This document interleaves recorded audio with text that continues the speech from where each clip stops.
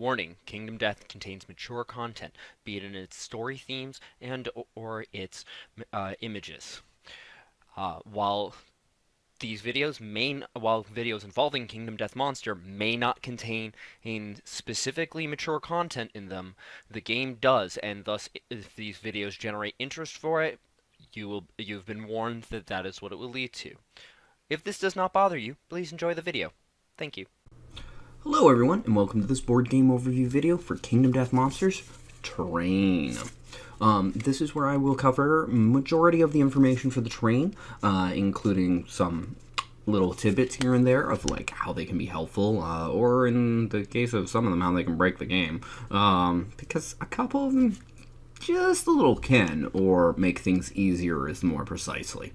But without further ado, let's get to the information.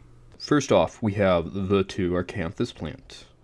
There are 4 copies of this in total, and please keep in mind all terrain, at least in the base version, unless stated otherwise, you can interact with it on top of or next to it, and again, only orthogonal. And as an action, roll a d10.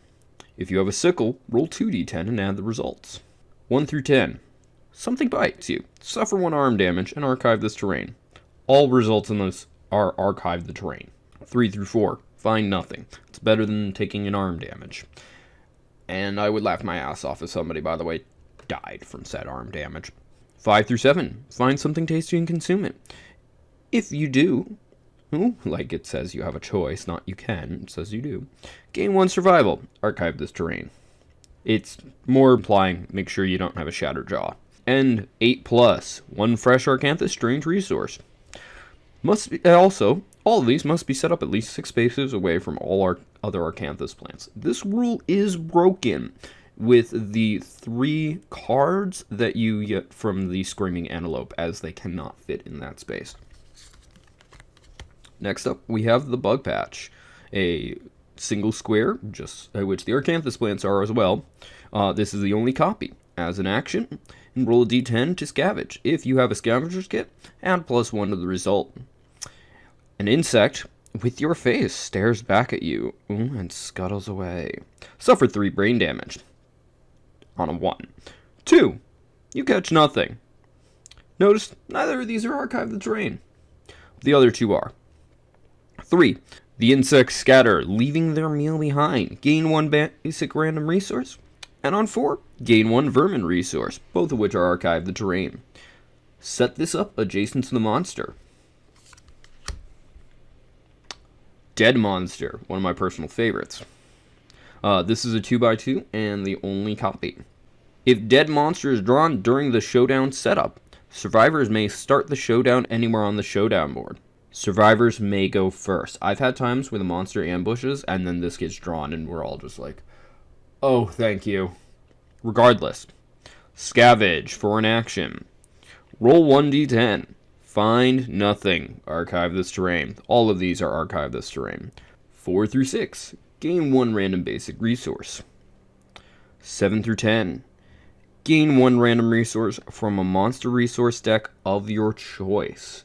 In the base game, that means it could be from the Phoenix, the Screaming Antelope, or the White Lion. If you have expansions and have included them in your playthrough that have monsters with their own resource decks, that means you can include them as well. And this is set up adjacent to the monster. Pretty much you catch the monster in the middle of eating something, be it killed it or found it. Next up, we have Debris. There are 2 copies of Debris, and there are 1 tile space. As an action, roll to scavenge. If you're carrying a scavenging kit, add 3 to the result, meaning you'll avoid the first 2. Entangled for 1, you are knocked down.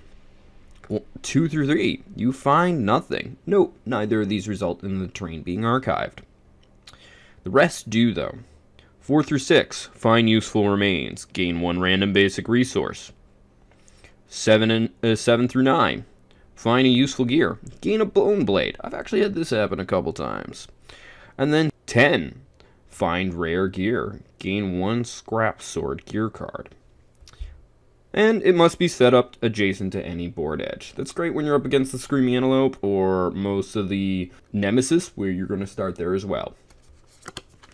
Then we have the stone face, one of the 2 items that a strategist can have out extra. A giant stone face is a 2x3 base object. And also this is where it explains obstacle and impassable. Obstacle blocks survivor and monster's field of view, interrupts ranged weapons attacks, and monster targeting. So in other words, it just doesn't know you're there. Impassable. Survivors cannot move through spaces occupied by this terrain. Do keep in mind, monsters don't care. They just walk all over it. As an action, move to any space occupied by the giant stone face. Ranged weapons gain a +2 range and a +2 accuracy while atop the stone face. So you stand next to it, you climb up it, and keep in mind that means you can climb from one corner and place your figure on the complete opposite. Survivors atop the giant stone face move normally on it and ignore obstacles when drawing line of sight. Monsters may always draw a line of sight to them. And must be placed 5 spaces away from all board edges. There's 2 copies of this. Then, the Nightmare Tree. The only 3x3 in the base game. And a lot of people think this is the Lonely Tree, but I believe it is something entirely different. Not the point, though. The Nightmare Tree is the only copy of it, and it also re-explains obstacle and impassable, just like the stone faces. So, as an action, roll a d10. Each survivor may use this once per showdown, thus it's never archived like all the other searches. One or 2. Snagged on a thorn filled with angry ants. Yay. Suffer 1 arm damage, gain a lonely ant vermin resource. 3 through 5, tangled in hairy grass. You were knocked down. And 6+, so 50-50. Find a decorative scrap. Gain a broken lantern resource. And it must be set away from 5 spaces is from the board edge, just like the giant stone faces. Then we have the ore vein. Isn't that just such a lovely face on the ground? There are 2 of these in the game. They are a 1-space tile, and as an action, roll a 1d10. If carrying a pickaxe, instead roll 2d10, and add the results. All of these result terrain being archived. 1 through 3, find nothing. 4 through 12, which means this is as high as you can get without the pickaxe. Find something shiny, gain the Iron Strange resource. And 13+. So, still higher than halfway, not easy even with both. Find a Great Hall, gain 2 Iron Strange resources.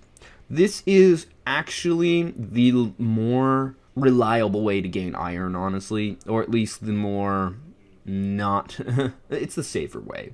The actual mineral gathering event can be very dangerous, and is not that useful, honestly, if you don't do it after overwhelming darkness. Stone columns, 3 of them to be precise. They're all 1x2, and there are 2 copies of this card. Also, obstacle and impassable, destructible. When a survivor collides with this, stop their movement and archive this terrain. Suffer 1 damage to a random hit location. When the monster passes over this, archive the terrain. It's basically just a thing in the way for the most part. I actually don't like this one. I think it's more detrimental than helpful compared to the others. Or just kind of there in some cases. Oh. Also, must be set up at least 4 spaces away from all other terrain. As a note, I forgot to read off. Set up at least 6 spaces away from all other terrain for the ore vein. My bad. Survivor Corpse. There are 2 of these in the game, and it is a 1-space tile. If the survivor moves through the space occupied by this terrain, they suffer a brain damage equal to the monster level. So don't walk on it to gather it, but at the same point in time, this also means if you're forced through it, you're still going to suffer that. As an action, scavenge. 1 through 2, gain 1 insanity. Archive this terrain, which all the options result in archiving. They also all result in gaining some amount of insanity. 3 through 5, gain 2 insanity and 1 basic resource. 6 through 10, gain 3 insanity and 1 skull basic resource. Again, there is only 1 skull, but this is really nice to come across if you're playing People of the Skull, because it's the only way to have a manipulatable chance, really, of getting the skull. Then we have tall grass. 2 of them. There's also 2 copies of this. The big thing about it is survivors in this space occupied by tall grass gain +2 evasion. I've had this come up facing the butcher, and I was so thankful for it. But this is also how you survive the white lion pretty decently. Now, as an action, and this is the only one that you have to be standing on the tile, but that's because it says it. While standing on a space occupied by tall grass, you disappear into it. If you have the priority token, remove it. You are not a threat until you attack or move out of a space occupied by tall grass. So, in other words, you can move, but you have to stay in the tall grass.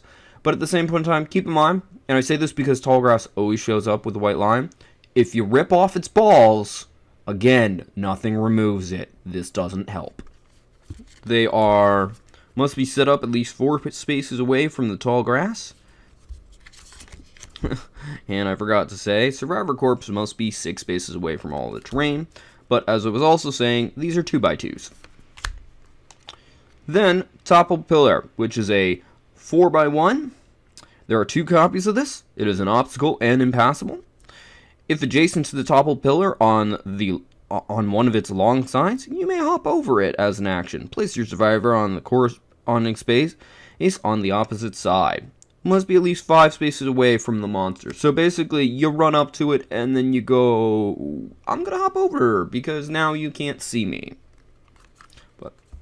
Alright everyone, thank you for watching. I hope this was helpful. If it was, feel free to press the like button. If you think this will help somebody else, feel free to share this video. If you didn't like this video, go and press the dislike button. I'll understand. But please try to leave a constructive comment as to why. Also, if you feel like commenting in general, go for it. And if you want to see more like this, be it more on board game overview videos, with many Kingdom Death ones to come, more unboxing videos, or my very few, review videos, which I'm trying to do more of, or anything else I might do on this channel, feel free to subscribe. Regardless, thank you for watching and have a wonderful day. Bye-bye.